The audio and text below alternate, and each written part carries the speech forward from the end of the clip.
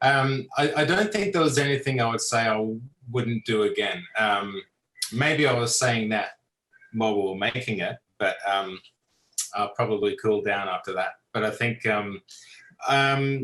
my favorite was the buzzard, you know, which was the bunker creature in the shower. It kind of comes out, and I think that was my favorite because it's just it was such an asymmetrical mishmash of just flesh and slime and thorns, and it was just really, really fun to do.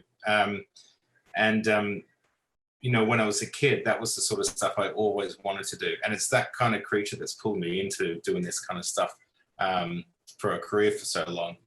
So that was my favorite to do. But my most challenging was definitely Mavis. And there was a couple of different reasons for that. We thought she was going to be all digital. And when we started the job, we had no idea that we were going to be making her practically. She was, yeah, I think mainly because we had to get all the pieces 3D printed and subcontract that out. And we were trying to orchestrate everything. And just trying to get everything together in time was always going to be really, really tight. But probably about 4 hours before we actually filmed her on location, she was just 100 pieces on the table that we were trying to assemble her really, really quickly. So I think that was the most challenging for sure. It was one of those ones where you think, oh man, maybe this is it. Maybe this is the one that isn't going to work. But she did, and she worked beautifully.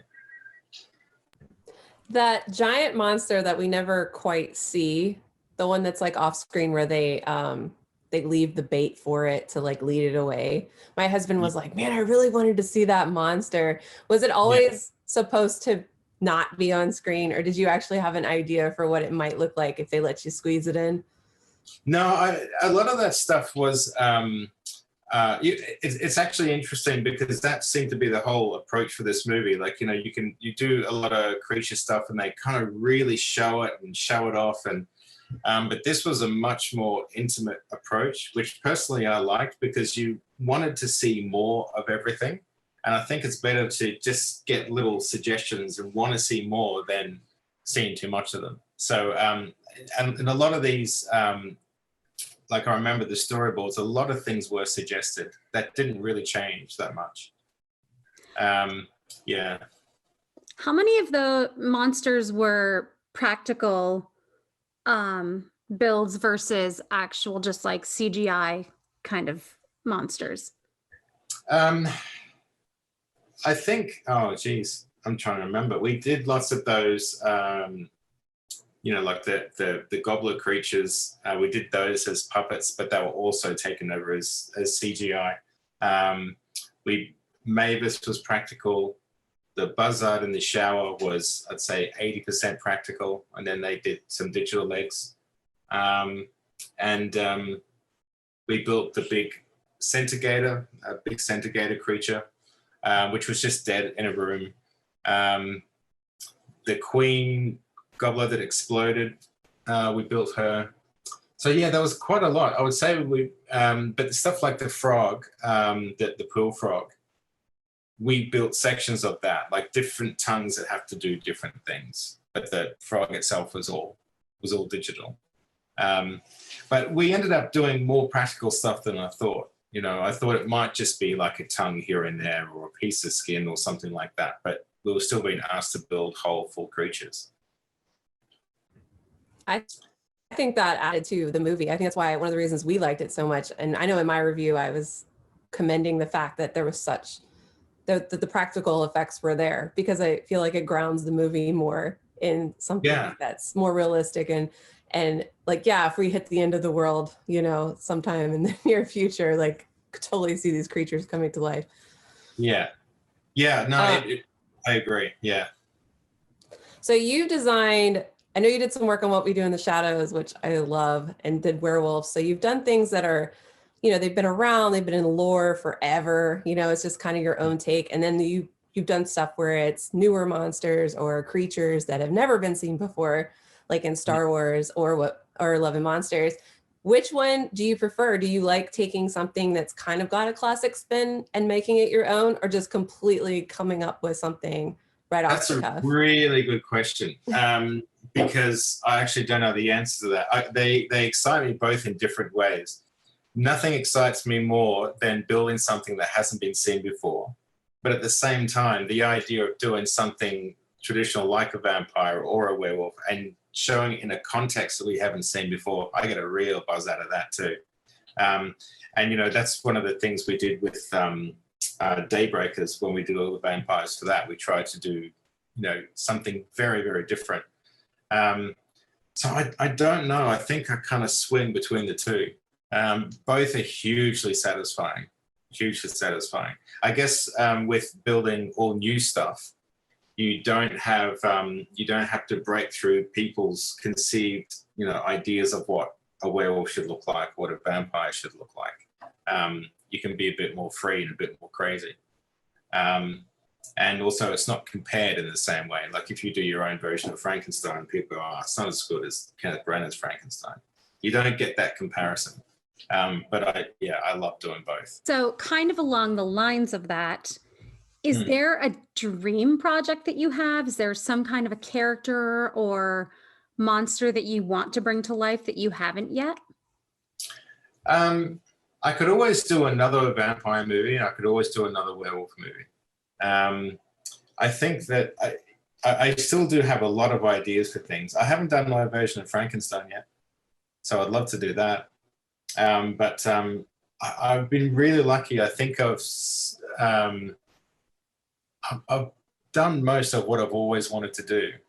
Like I've kind of achieved a lot more than what I thought I would have. I've had the most amazing opportunities, and across all genres, and working with like the best artists in the world and the idols who, you know, the people who were my idols as a kid and now some of my closest friends. It's just the whole trip has been amazing. So yes, I think if I was to boil it down, probably a Frankenstein something. Yeah. That would be fun. I would love to see your take on that. Yeah, me too. Speaking of, is there anything you can share with us that you're going to be working on soon? Like where we're going to see your work pop up next? If you're allowed, I know how studios are. I don't know. I've just finished a possession movie, and I'm just about to do another horror movie shooting here in Australia. I can't say anything about that one. And also, I may or may not be doing some alien effects for a series. It's so hard because I'm contracted up to the wazoo on those. But yes, there's lots of stuff that we'll be doing coming out over the next 18 months. I love it. Horror movies, alien effects, you know, yeah. Those are great things. They are. It's what makes the world go around, really. Yes, things that you may or may not be able to talk about, even better. Yeah, there's always, I just broke my computer this morning. Yes, there's always cool stuff coming out. But we also did this TV series called Harrow for ABC. The third season for that is just about to start. But yeah, I'm looking forward to the alien stuff. Nice. So yeah. How did you get into creating special effects? What made you want to be a special effects artist? I know you've done some makeup and that type of thing, which, you know, clearly there's a natural fit there, but what drew you to this as a career, as a passion? I don't know what drew me to it. I just remember being obsessed with it from the very, very beginning.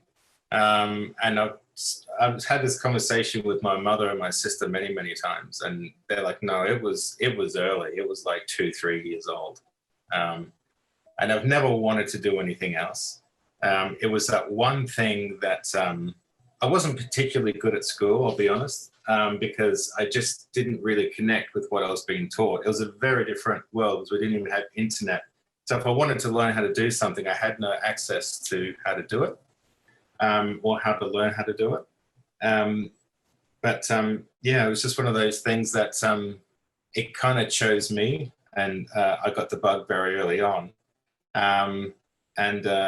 Like I'm creatively ambitious, but not careerist, if that makes sense. Like I'm much more interested in what I'm making. And that's what my my decision is. I'd rather take something where I get to build something a lot more exciting than something where I'm building something boring and getting paid more. I'm just passion led. I always have been.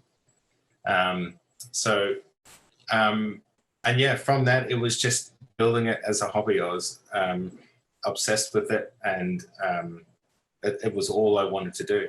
And I just started to get better by accident, basically. Yeah.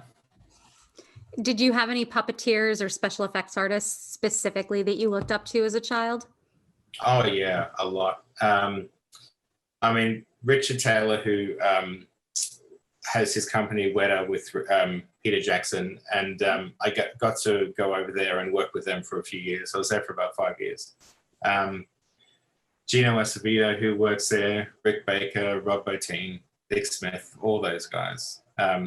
All those guys, because it wasn't just about special effects. They were just really original thinkers, and they were great problem solvers, and they used a really bizarre art form to problem solve. And yeah, those guys were amazing. Like, there's amazing special effects artists now, really young guys. Like, there'll be some kid in Mexico who's like 1,000 times better than me and is like 13. But that happens. But at the same time, it's not the same. Like when there was just so few people doing it. You know, like I was the only one who was wanting to do it when I was a kid. But yeah, times have changed. I think that's all we have time for. Yes, it is. Thank you so much for your time. This was wonderful. We learned so much, and You're so welcome. can't wait to see what Aliens you've been working on that you're not allowed to tell us. So we're just going to have to stalk IMDb and see what with your name. Absolutely. Yep. I won't be far away.